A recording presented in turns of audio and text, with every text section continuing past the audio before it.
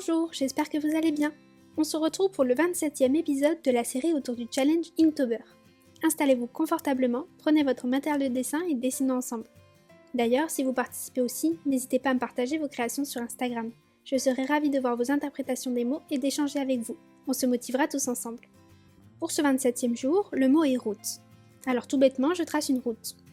Et pour qu'elle ne soit pas trop ennuyeuse, je la fais avec plein de virages. Je fais bien attention à suivre ma ligne de construction tout en m'approchant de plus en plus au fur et à mesure que je monte sur mon papier. Ainsi, j'obtiens une route qui s'éloigne de nous tout en gardant la dynamique de mon tracé initial.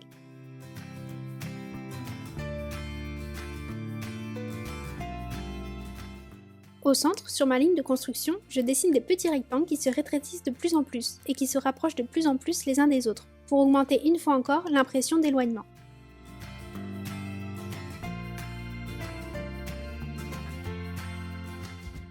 Et parce que ça faisait un peu vide, j'ajoute des petites touffes d'herbe sur le bord de la route.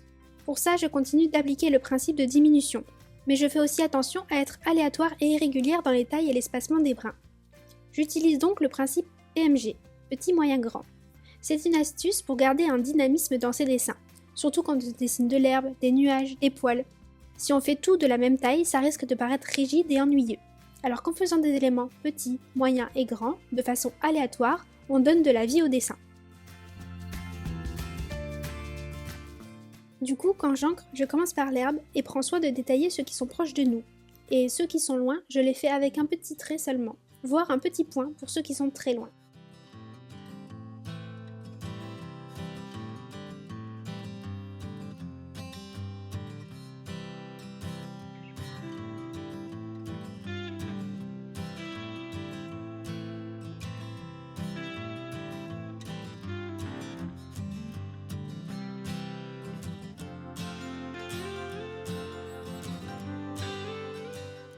Et ensuite, je peux tracer la bordure de ma route sans risquer de faire une ligne à travers un brin d'herbe, ce qui rendrait tout de suite moins réaliste.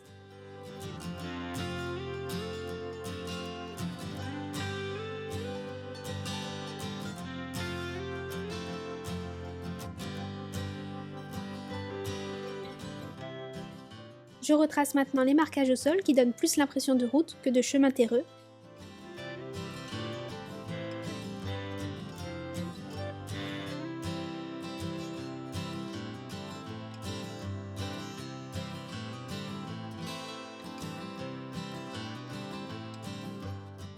Et je pensais avoir fini le 27e dessin.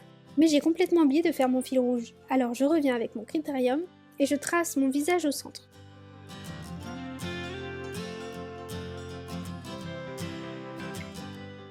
Mais il était un peu bizarre, alors j'en refais un plus petit. Et comme je n'étais toujours pas convaincue, j'efface, puis je fais comme pour les voitures.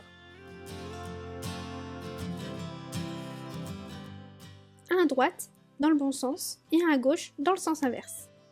J'encre ces deux petits visages et je leur mets les petits points blancs dans les pupilles et cette fois, j'ai vraiment fini le 27e dessin. Merci d'avoir regardé et n'hésitez pas à me dire ce que vous en avez pensé. Et pour me soutenir et ne pas rater les prochaines vidéos de ce challenge, je vous invite à vous abonner à ma chaîne si ce n'est pas déjà fait. Je vous souhaite une bonne soirée et vous dis à demain. Bye bye!